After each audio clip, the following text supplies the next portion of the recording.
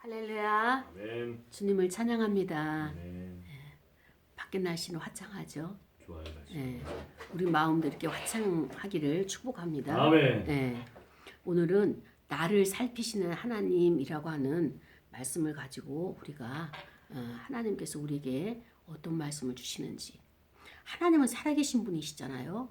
그래서 우리는 그 말씀이 우리에게 임하실 때 하나님이 나에게 무엇을 원하시는지 그 원투를 갖고 계시는 거예요. 아멘. 근데 제가 이 말씀을 준비하면서 이거 예전에 이거 똑같은 패턴으로 하나님께서 나에게 임하셨고 말씀을 준비해서 설교를 한 것이 있는데 이번에도 이 본문의 말씀을 주시는 거예요. 근데 이 본문의 말씀은 우리가 잘 알고 있는 것처럼 무화과 나무의 비유잖아요. 무화과 나무에 포도원에다가 무화과 나무를 심었는데 예수님이 3년을 기다렸어요.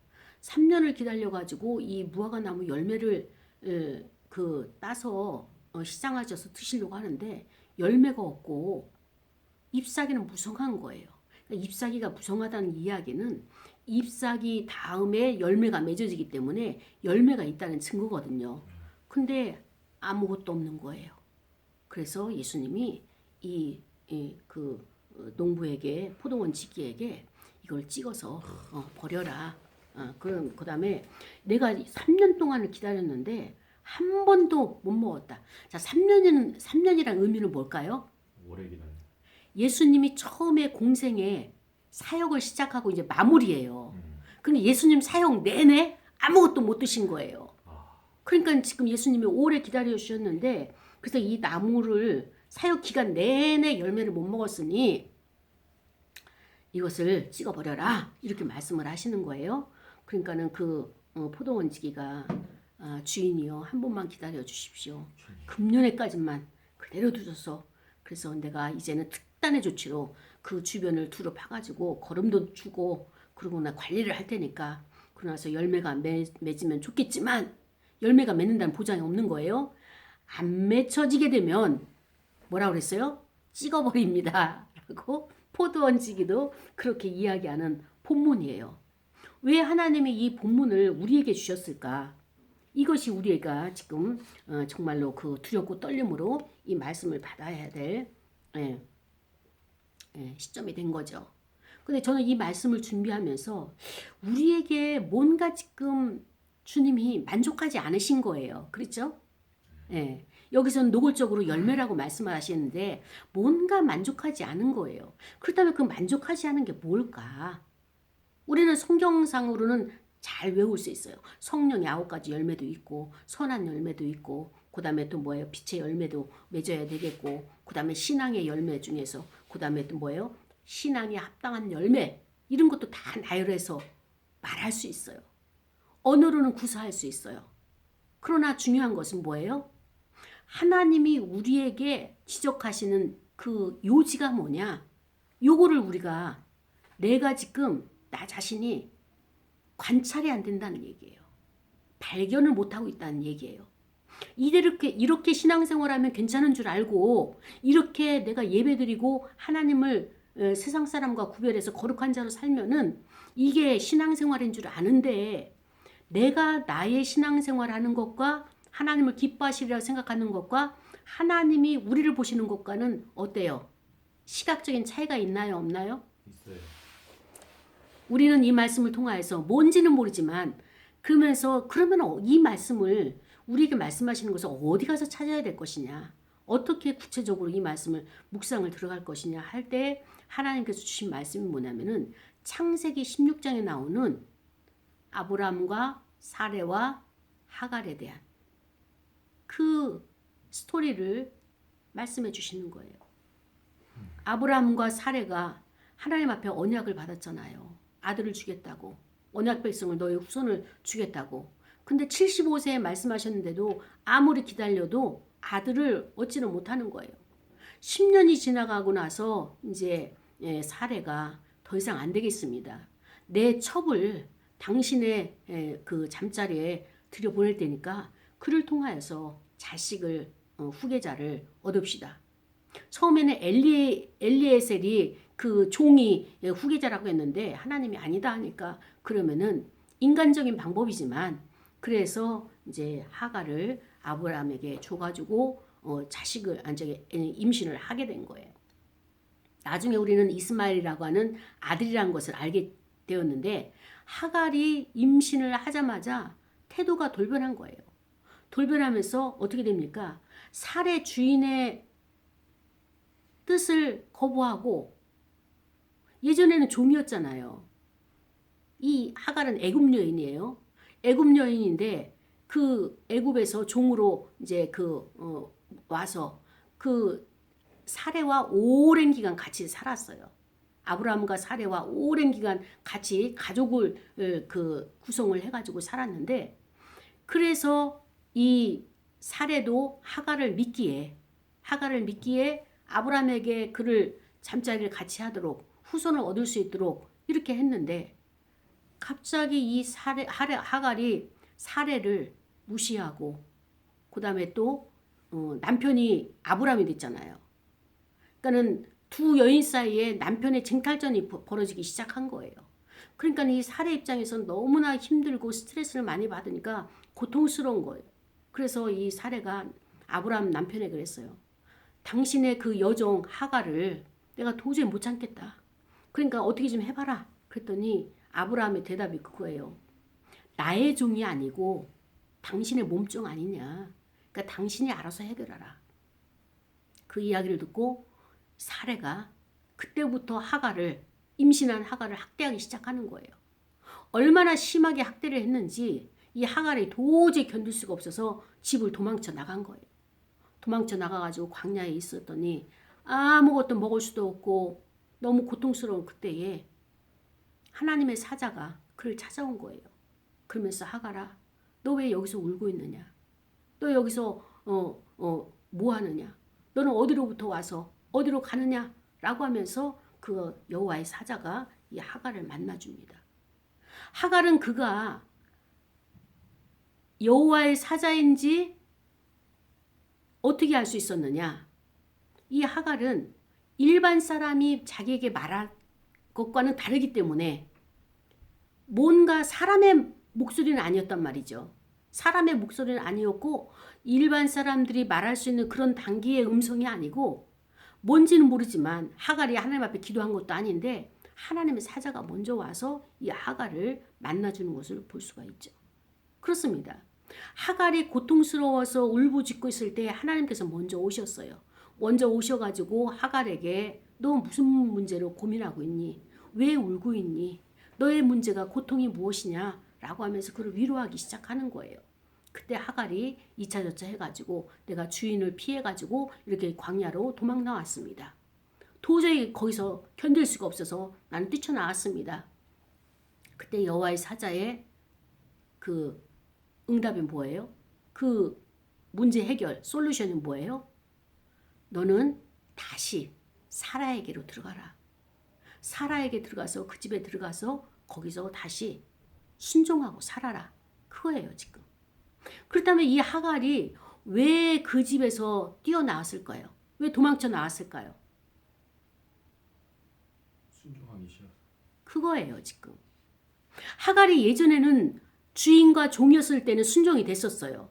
순종이 됐는데 지금 내가 누구의 씨를 잉태하고 있어요? 주인의 씨. 주인의 씨를 잉태하고 있으니까 자기의 신분이 달라진 거예요. 다른 사람이 신분이 달라졌다고 말하는 것이 아니라 스스로가 자기를 높여놓은 거예요. 그러면서 예전에 그 몸종으로 쓰임받았던 하갈이 아니다.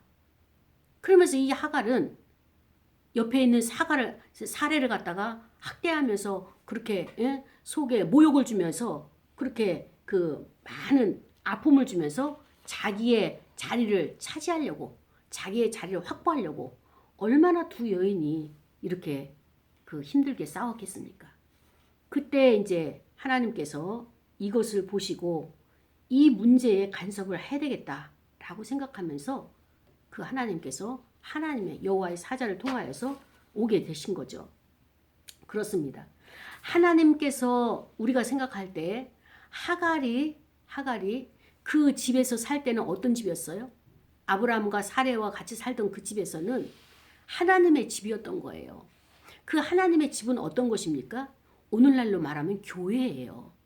교회에서 이방 여인이지만 하나님의 말씀을 듣고 거기서 잘 몇십 년을 같이 살아왔는데 이 하갈이 이제는 도저히 거기 살 수 없는 것은 뭐예요? 그 교회를 뛰쳐나왔다는 건 뭐예요? 더 이상 하나님의 말씀에 순종이 안 된다는 거예요. 순종을 하려고 해도 순종이 안 되니까 왜 순종이 안 될까요? 예, 교만이 있고 교만은 또 다른 말로 어떻게 표현할 수가 있어요? 왜 교만이 나타나게 되는 거예요? 주인이 자기가 됐어. 내가가 주인이 된 거예요. 그 얘기는 뭐냐면은 이 하갈은 굉장히 조급증이 있는 거예요. 하나님의 때에 하나님의 방법으로 기다려야 되는데 내가 마치 주인이 된 것처럼 씨를 가졌기 때문에 아브라함의 아내가 되는 것처럼 허영기와 그 다음에 또 조급증을 가지고 정말로 그 분수에 맞지 않게 그 안주인을 갖다가 그렇게 모멸을 주고 그리고 학대를 하고 그 다음에 또 이렇게 구박을 하고 스트레스를 주는 이런 여인으로 이 하갈이 이렇게 바뀌어졌단 말이죠. 하갈의 그 이름의 뜻도 망명자 도주자예요. 그러니까 그 이름대로 가는 것처럼 이렇게 말할 수 없는 그 집안의 풍지박산을 만들어 놓고 하갈이 거기서 견딜 수 없으니까 어떻게 해요? 도망가는 거예요. 광야로 도망갔어요. 임신한 여인이 광야로 도망가면 먹을 것도 없고 마시는 물도 없는데 어떻게 살아가요? 하나님이 이 하갈을 만나주시는 거예요. 우리가 생각할 때 하갈의 입장에서는 자기 집에서 잘 살잖아요. 아브라함 집이 어떤 집입니까? 굉장히 부자예요. 거부예요. 왜냐하면 318인 그런 그 족장의 집에 군인들을 갖다가 키우면서 사니까 그때는 누가 국가에서 지켜주지 않으니까 내 가족, 내 지역, 내 족속은 내가 지켜야 되니까 이 아브라함이 족장이잖아요. 그 318명을 매일 식사를 준비하는 것이며 그것을 준비하는 식솔들이 얼마나 많았겠어요. 이렇게 거부의 집에서 살고 있는 이 하갈이 거기서 적응하지 못하고 뛰쳐나가는 거예요. 뛰쳐나가니까 어때요? 광야는 야생동물도 있고 생명을 위협하는 것들도 있고 짐승들이 있고 그 다음에 날씨도 저녁에는 너무 추워가지고 견딜 수도 없고 이렇게 하갈의 잘못된 선택을 하면서 어떻게 합니까? 인간들은 하나님이 나를 이렇게 쫓아냈다. 우리 주인이 나를 쫓아냈다. 이렇게 말하는데 하나님은 여기서 어떻게 나타납니까? 이 하갈이 힘들고 어려울 때 그를 찾아오시는 복음은 찾아오는 거예요. 그를 찾아오셔서 어떻게 합니까? 위로해 주시고 안위해 주시고 갈 길을 방향을 지시하는 거예요. 너의 길은 여기가 아니다. 너가 힘든 거는 인정하겠는데 너의 갈 길은 다시 본위치로 가는 것이다. 사라의 밑으로 가는 것이다. 하나님이 그렇게 정확하게 말씀해 주신 거예요. 하갈이 마음이 더 뚫려가지고 자기가 높은 자인 줄 알고 그 열등감에 의해 가지고 하갈의 열등감이 자기를 그렇게 높여놓은 거예요. 그 열등감으로 인해 가지고 지금 가정을 풍지박산을 만들어 놓고 그리고 또 자기는 광야에 왔더니 하나님까지 동원을 해가지고 이 하갈을 제자리에 가게 하는.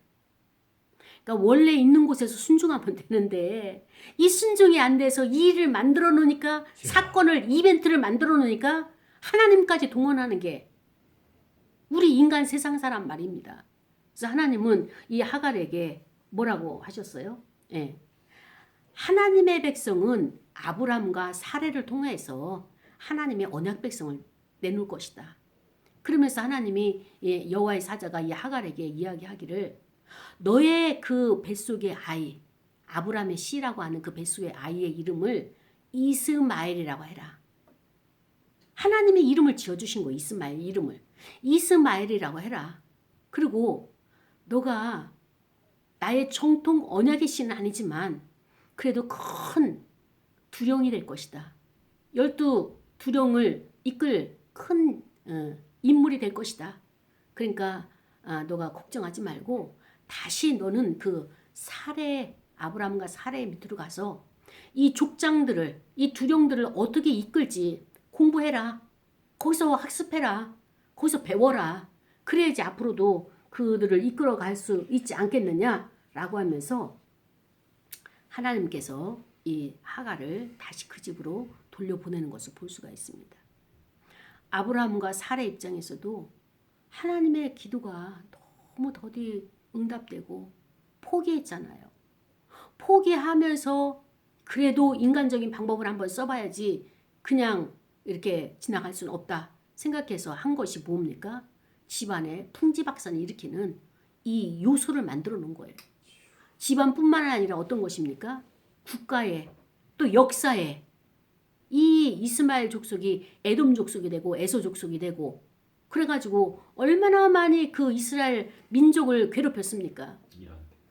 그러니까는 지금까지도 이제 그 거기에 대한 그 우리가 어려움을 겪고 있는데 우리가 한 번의 실수가 한 번의 잘못이 한 번 잘못된 것이 이렇게 역사에 길이길이 남으면서 고통을 주는 것처럼 우리 옆구리 가시처럼 찌르는 것처럼 하나님께 우리가 나가서 기도할 때는 참 우리가 그 신중하게 기도하고 생각하는 것도 신중하게 해야 되지만 행동도 신중하게 해야 되는 거예요. 사례가 이럴 때 하갈을 자기 몸종을 남편의 첩으로 주기 전에 하나님 앞에 기도해봤다면 어땠을까? 왜 그 생각을 못하고 기도 한 번 더 하고 결정하리라 하는 그 생각을 못하고 이렇게 사례의 그 어리석음을 인해 가지고 이 가정이 이렇게 어려움을 당하게 되는지. 그래서 그 아브라함과 이 사례는 이스마엘로 인해 가지고 참 기쁨도 있었어요. 위로도 받고 기쁨도 주고 그랬는데 하나님께서 13년 만에 또 찾아오셔가지고 그는 내 혈통 언약의 계승자가 아니다. 내가 내년 이맘때에 진짜 언약의 계승자를 사례의 몸을 통하여서 내가 줄 것이다 라고 이렇게 하나님께서 하나님의 사자를 통해서 말씀하시잖아요. 참 이 하나님의 약속을 붙들고 간다는 때는 어떨 때는 피말리는 작업이 될 수도 있어요. 그럼에도 불구하고 하나님은 이 약속을 붙들고 가는 과정 가운데서 모두를 만지시는 거예요. 아브라함도 하나님께서 어떻게 했습니까? 계명을 통해서 아브라함이라 했잖아요. 열국의 아버지로. 너는 한 사람의 아브라함이 아니라 열국의 전 세계를 다스리는 열국의 아비라는 이름으로 이름을 개종해 주신 것처럼 사례도 어떻습니까? 사례로 끝나는 것이 아니라 사라라 하라. 열국의 어미라는 그 의미로 이름을 바꿔라. 그 얘기는 무엇입니까? 아브라함과 사례가 신앙이 성숙됐나요? 제자리였나요? 성숙이 된 거예요. 어떻게 해서 성숙이 됐죠? 고난을 통해서. 예. 하갈과 이스마엘이라고 하는 이 정말로 옆구리 가시 같은 이런 고난을 통해서 그 집안에서 이 모든 것이 다 이렇게 서로 맞물리고 갈아져 가지고 하나님께서 인정하신 거예요. 아브라함아, 너 이 정도 인격이라면 열국의 아비가 된다. 사라야, 너 이 정도라면 이렇게 품을 수 있다면 네 마음의 분폭이 커졌다면 너 열국의 어미 자격이 있어. 그러면서 하나님께서 먼저 그들의 이름을 바꿔주면서 그렇게 불러주시는 거예요. 인정해 주신 거예요. 만약에 이런 가정사에 이런 훈련이 없었다면 그들은 어땠습니까? 그냥 족장 수준에서 거기서 그렇게 살아갔을 거예요.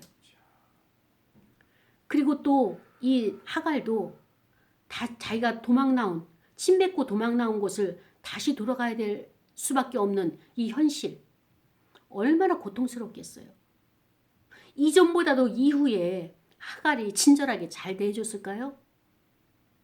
아마도 몰라도 더 가혹하게 시집살이, 종살이 이것을 엄청나게 시켰을 겁니다. 나중에 21장에 보면은 이스마엘과 하갈을 완전히 쫓아내는 것을 보면서 그러니까 공동체 안에 이런 감정의 대립이 있게 되면 감정의 대립이 나타나지 않도록 우리가 어떻게 해야 돼요? 다스려야 되는 거예요. 다스려야 돼요. 근데 이 다스림에서 이게 실패하게 되면 어떻게 돼요? 감정이 나오게 되면 우리는 그 감정이 다시 수그러들지가 않고 어떻게 합니까? 걷자. 감정 위에서 또다시 우리가 이것이 갖다가 더 커지게 되는, 번지게 되는 이런 요소가 있다는 것을 감정은요 전달되는 거예요.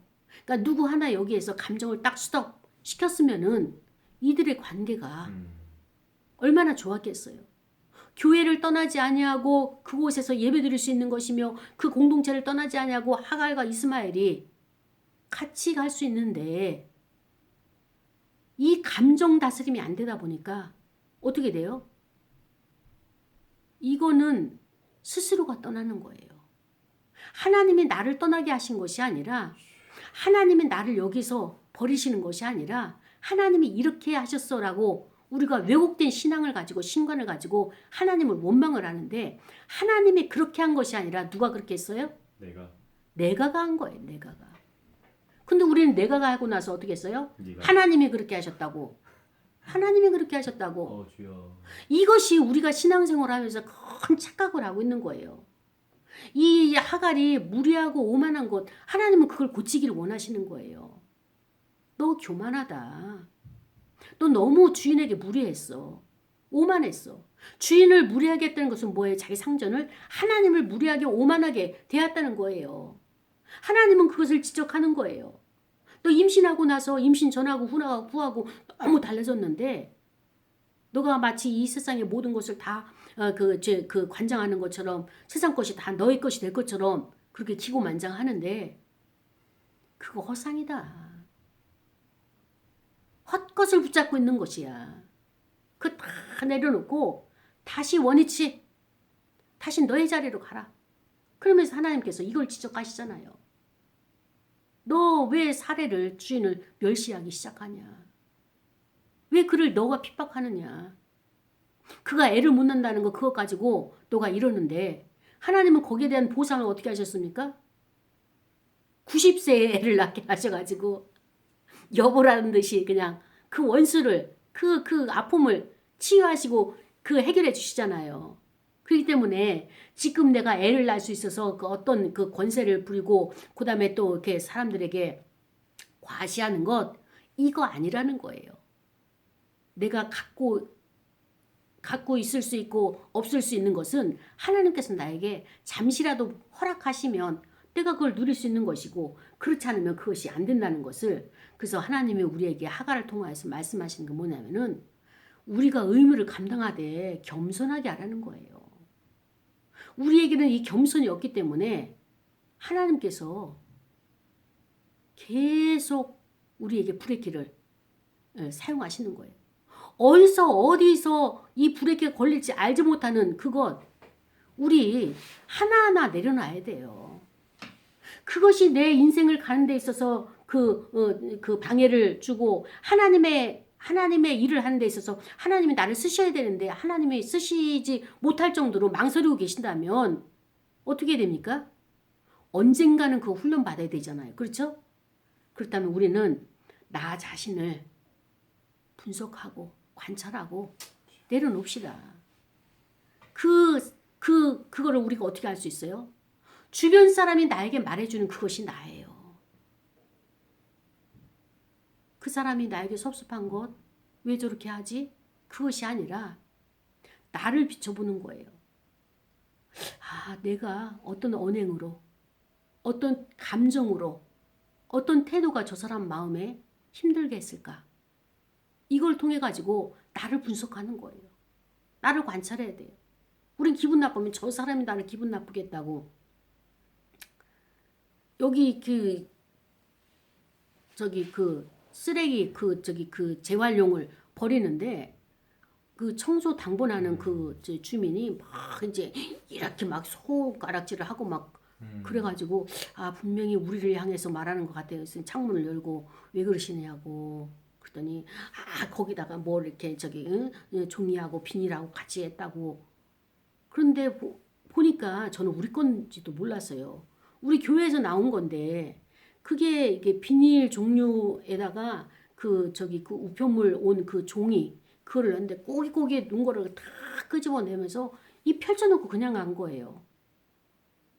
그래서 다시 제가 나가가지고 그걸 했는데 참 종이만 놓으면은 바람에 날려가지고 여기저기 흩어질 것 같아서 그 안에 비닐에다가 같이 묶어놨을 뿐인데 그거를 갖다가 그 막 이렇게 손가락질 하다가 저한테 이제 들켜가지고 그분은 주랭랑을 치게 됐는데 어찌됐든 그런 것을 생각을 하면서 아 저분이 왜 이러지? 여기 이제 당번을 쭉 보면은 사람들이 막 입이 이만큼 나온 거예요. 청소 당번대 되면은 이건 마음에 안 들고 저건 마음에 안 들고 근데 청소를 하다 보면은 마음에 안 들죠. 내 스타일대로 하는 사람이 어디가 있냐고. 나 외에 나도 내가 일하는 거 그때마다 마음에 안 드는데 그러니까 당번이 왜 있겠어요. 그 모든 것을 다 아우러가지고 그냥 다 이렇게 보따리 만들 수 있도록 질서를 해서 그 가져갈 수 있도록 하는 게 당번이잖아. 근데 당번만 되면 전부 다 입이 맞고 나서 씩씩대면서 일을 감당하는 걸 보면서 우리도 마찬가지예요. 내가 가정의 일을 하든 직장의 일을 하든 아니면은 하나님의 일을 하든 그 일을 할 때 기쁘게 해야 되잖아요. 우리의 목적이 무엇입니까? 하나님께 영광 돌려. 예, 하나님 앞에 영광 돌리기 전에 전 단계가 있어요. 그걸 놓치고 가는 거예요. 하나님 앞에 영광 돌리는 게 어떨 때 영광을 돌리는 거죠? 이웃사랑. 이웃사랑 전에예요. 나를 먼저 사랑하라. 그렇지 나를 사랑하는 거 그 전이에요. 일단은 하나님을 기쁘게 해드려야 돼요. 하나님을 기쁘게 해드리지도 않고 뛰어넘어가지고 하나님 앞에 영광? 그 영광 없어요. 하나님 나로 인하여 기쁘신가요? 하나님 내가 이렇게 일상적인 임무를 감당할 때 하나님은 어떻게 보세요? 지금 하나님과 나와 교제하는데 하나님은 나를 어떻게 생각하세요? 나는 하나님이 때로는 섭섭할 때도 있어요. 그러나 지금 만족해요. 라고 하면서 이런 교제가 없는데 어떻게 기쁨을 전달할 수 있겠냐고요. 일방적으로 쳐다보시면서 기뻐하는 것 아니에요. 하나님은 교제를 원하시는 거예요. 이 교제가 없으니까 내가 어떻게 기쁨을 올려드릴 수 있겠냐고요. 때로는 그것이 기도가 될 수 있고 말씀의 묵상이 될 수 있지만 여러 가지로 우리가 그 하나님을 늘 내가 가까이에서 교제가 이루어져야지 내 기쁨을 올려드릴 수 있는 거예요. 그리고 내 섭섭함도 올려드릴 수 있는 거예요. 요 관계가 없는데 영광이 어떻게 가겠냐고요. 우리는 아직 하나님 앞에 영광 돌리는 그 단계가 아니라 삶에 지금 막 그냥 너무 여기에 집중해 있어가지고 다른 것이 보이지 않는 이런 상황이에요. 이때 하갈이 자기 잘못을 인정을 했어요. 자기 잘못을 상기했어요. 그러고 나서 다시 내가 의무를 수행하자. 돌아가자. 이렇게 하나님께서 여기까지 권고하시고 여기까지 찾아오셨는데 돌아가자. 이걸 갖다가 이제 하갈이 결단을 합니다. 그래서 오늘 나를 살피시는 하나님이 어디예요? 부엘라의 로이예요. 그러면서 하나님께서 나에게 임재하셔서 그 여호와의 이름을 하갈이 졌어요. 부엘라의 로이. 그 뜻은 나를 살피시는 하나님. 나를 감찰하시는 하나님. 주님은 그리스도는 이 무화과 나무에서 무화과 열매 하나까지 다 관찰하시잖아요. 감찰을 하시잖아요. 다 체크하시잖아요. 우리 하나님도 마찬가지예요. 우리가 답답해하고 힘들 때 당신 스스로를 열어서 이렇게 보여주시는 거예요. 그분은 살아계신 분이에요. 그래서 나는 이런 하나님이다. 너희들을 책망하고 너희들이 잘못된 것을 갖다 심판하고 징계하는 그 하나님이 아니고 힘들지. 위로하고 안위해주고 그러나 너의 이 방법이 잘못됐네. 너는 다시 원위치로 가야 돼. 처음 나를 만났을 때 그 첫 믿음으로 가야 돼. 원형으로 가야 돼. 그리스도가 원형이야. 십자가가 원형이야. 그리스도께서 어떻게 사셨는지 그리스도의 인생을 너가 바라보면서 거기로 가야 되는 거야. 자기 유익을 취하는 것이 아니라 하나님의 뜻을 받들어서 하나님과 교제하면서 하나님 앞에 기쁨이 되기 위해서 그의 모든 것을 내어놓았는데 너의 것을 내놓으라고는 말하지 않겠지만 너와 내가 깊은 관계에 교제가 있게 되면 너도 그리스도처럼 스스로 자하는 심령으로 모든 것을 내려놓게 될 것이야. 그러나 그 단계가 아니어도 너는 나와 함께 교제하면서 함께 가는 거야. 답답하지, 힘들지. 그럼에도 불구하고 하나님께서 미래에 대해서 보장을 해줄게. 너의 장래에 대해서 내가 너의 길을 보장해 줄게. 걱정하지 말고 염려하지 말고 너는 지금 그릇을 준비해야 되는 거야. 인격을 준비해야 되는데 이 인격이 준비가 안 돼서 이렇게 고통스럽고 힘든 것이야 라고 하갈을 갖다가 하나님께서 이렇게 가르쳐 주셨잖아요. 그러면서 이 아들에 대해서도 이야기하잖아요. 그 아들은 뭐냐? 들나귀가 될 것이다. 이스마엘은 들나귀가 될 것이다. 큰 민족을 이루긴 이루지만 그러면서 이 사막의 들나귀는 어떤 낙입니까? 거칠고 난폭한 거예요. 이삭은 순종의 대명사로 할 수 있지만은 이 이스마엘은 어떻습니까? 아주 잔인하고 사람을 치고 또 공격을 받을 수도 있고. 그러니까 이 이스마엘은 아브라함 집에서 아브라함의 지도를 받았으면 좋은데 13살에 14살에 나가가지고 어떻게 됐습니까? 다룰 수가 없는 거예요. 야생마가 돼가지고 들나귀가 돼가지고 길들여지지가 않는 거예요. 그래서 이 들나귀가 길들여지지 않는 들나귀라고 이렇게 표현을 하셨는데 지금 이삭을 하나님께서 아브라함을 통해서 훈련하셔서 언약의 백성으로 사용하시는 것처럼 이 이스마엘은 어떻게 했어요? 훈련을 포기하신 거예요. 훈련을. 그러니까 훈련을 받은 자는 쓰임 받는 것이고 훈련을 포기하게 되면 어떻게 됩니까? 쓰임 받긴 받는데 하나님의 언약의 통로가 아니라 어떻습니까? 세상의 통로로 쓰임 받으려니까 많은 사람들이 와서 그의 생명을 공격한다고 이렇게 말씀을 하시잖아요. 그래서 우리는 이제 더 이상 외부 사람으로부터 나를 통제하거나 나를 이렇게 길들이게 하는 그런 훈련을 받게 하지 말고 내가 나를 관찰해야 돼요. 저 사람이 나를 불편하게 할 때는 어떤 것이 불편을 줬을까? 이제는 우리는 더 이상 외부 사람에게 나를 통제하도록 내가 내어줄 수는 없잖아요. 창피한 거예요. 그래서 이 말씀을 통하여서 우리는 말씀이 나에게 주시는 말씀이 무엇인가 이걸 보면서 내가 나를 어떻게 해야 돼요? 채찍질에 가는 거예요. 채찍질. 하갈은 왜 아브람을 두고 도망을 했겠습니까? 왜 도망했죠? 자기의 아니 마음에 안 들어서. 하갈이 남편 아브람을 두고 왜 도망을 했어요? 감정이 유동함. 누가 지금 사라. 예, 사라가 학대했기 때문에 도저히 거기 있을 수 없으니까 도망갔잖아요. 그렇죠?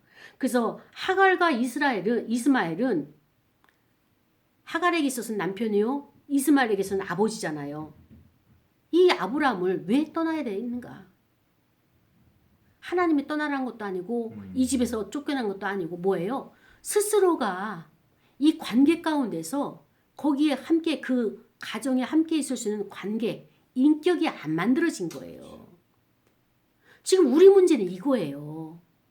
하나님이 나를 거기서 자르고 그 회사에서 자르고가 아니라 내가 그 회사에 들어가서 적응할 수 있는 인격이 안 되기 때문에 자동적으로 나는 그 시스템에서 분리가 되는 거예요. 그렇지 않으면 내가 거기 있으면 나도 괴롭고 그들도 괴롭고. 지금 우리의 실수는 어디에 있어요? 우리의 실패는? 나의 감정 유동함. 내가 인격이 안 갖춰지는 거예요. 내가. 그래서 아브라함과 사레는 얼마나 비전이 좋았습니까? 하나님의 계통이 아니어도 하갈을 통하여서 의기투합해가지고 정말로 끝까지 가려고 이들이 비전을 탄탄하게 만들어놨는데 그들의 비전은 어떻게 됐어요? 네, 그렇게 애써 만든 그 비전이 그들이 쫓아내는 거예요. 그렇게 많은 공을 들여가지고 대가를 지불해서 비전을 만들었는데 하갈과 이스마엘을 쫓아내는 거예요. 그럴 때 그들의 눈에서 얼마나 힘들었겠냐고. 아브라함과 사라와 또 하갈과 이스마엘이 비전을 품고도 함께 할 수 없었던 이유가 무엇입니까? 서로가 의기투합해서 비전을 만들었는데 왜 함께 하지 못하는 거죠? 자기의 주장이 너무 강했죠. 하나님의 언약 백성임에도 불구하고 하나님이 임재하셔서 거기에서 훈련됐음에도 불구하고 예, 이들은 어떻습니까? 인간적으로 만든 비전은요. 다 이렇게 깨지게 돼 있어요. 하나님으로부터 온 것만 영원히 가게 돼 있고 이 세상의 비전은 다 이렇게 깨질 때 아픔을 주고 깨지게 되는 것입니다. 그렇습니다. 아브라함과 사레 사이에 하갈과 이스마엘은 함께할 수 없기 때문에 언약 백성이 아니기 때문에 인격이 거기까지 가지가 신앙의 성장이 안 되는 거예요. 성숙이 안 되니까 자동적으로 분리될 수밖에 없는 거예요. 이게 우리는 두려운 거예요. 하나님 나는 여기 있기를 원합니다. 함께하기를 원합니다. 하나님과 동행하기를 원합니다 하면서도 내가 성장하지 아니하고 내가 변하지 않는데 하나님이 어떻게 하시겠냐고요. 너 안 되겠다. 징계 이게 아니라니까. 하나님은 우리를 심판하고 징계하시는 그분으로만 우리가 인식하는 거 이거 잘 왜곡된 신관이란 말이죠. 내가가 여기에 적응할 수 있는 인격이 못 돼서 밀려서 나가는 거예요. 우리가 현실적으로 이렇게 이거를 보게 된다면 나 자신이 어떻게 될까요? 그러는 나를 보면서 나는 어떤 마음이 들까요? 불쌍하고 비참하고. 비참한 거예요. 비참한 거. 무화과 나무가 찍혀서 불에 타서 그것이 없어지게 된다면 어때요? 그 전에 열매가 맺어지고 성숙이 되어져 있어야 되는 거예요. 아니 잎사귀가 푸르러서 그렇게 무성해서 있을 줄 알고 갔는데 갈 때마다 없으니까 아 이건 아니구나. 주님이 그렇게 말씀하시자 어떻게 해서 다시 돌아오는 길에 뿌리부터 메말랐다고 그랬어요. 뿌리부터. 뿌리가 무엇입니까? 우리의 생각이에요. 생각이 썩었어요. 생각이 너무 메말랐어요. 하나님의 사랑으로 하나님의 자비로 긍휼하심으로 선하심으로 채워져야 될 우리의 생각이 세상의 강박감으로 인해 가지고 세상의 가치관을 따르다 보니까 잔인해지고 들나귀처럼 통제가 안 되는 거예요. 지금 훈련이 안 되는 거예요. 겉돌아요. 겉돌아. 그러니까 어떻게 됩니까? 하나님은 가라 마라 말씀 안 하셨어요. 내 스스로가 여기는 아닌가벼. 이 공동체는 아닌가 봐. 떠나갈 수밖에 없는 그 서러움, 그 비참함. 그렇습니다. 하나님은 우리를 이렇게 비춰가지고 우리를 비참하게 하려고 조명하시는 것이 아니라 이제 깨닫고 돌아서자. 성장하자. 성숙하자. 그래서 우리를 돕고 우리를 구원하시기 위해서 우리를 보고 계시는 거예요. 이분이 임마누엘 하나님. 사랑하는 여러분, 우리가 하나님께 영광 돌릴 수 있는 가장 훌륭한 방법이 무엇입니까? 하나님 기쁘게 하는 거. 그러니까 기쁘게 하는데 그것이 무엇입니까? 예배, 기도. 우리의 일상적인 생활이에요. 생활. 생활을 감찰하시는 거예요. 하나님은 나의 생활 하나하나, 생각 하나하나를 관찰하시는 거예요. 그래서 그것을 내가 겸손히 의무를 감당할 때 하나님이 기뻐하시는 거예요. 내가 주는 환경을 너가 받아들였구나. 내가 너에게 안배한 이 모든 여건을 너가 인정하고 감당하고 있구나.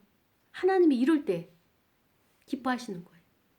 그렇기 때문에 하나님의 일은 큰 것이 아니라 가장 작은 적은 일에서 충실할 때에 하나님께서 더 큰 것을 맡기시는 것처럼 내가 가장 작은 것, 일상적인 생활 뭔가 감당하지 못하는 거 있어요. 지금 놓치고 가는 거 있어요. 이삭은 나중에 태어났지만 이스마엘은 먼저 태어났지만 뭐예요? 먼저 된 자가 나중 되고 나중 된 자가 먼저 되는 것처럼 하나님의 나라의 계산법은 셈법은 참 달라요. 하나님이 이 말씀을 통하여서 우리에게 주셨을 때는 어떻습니까?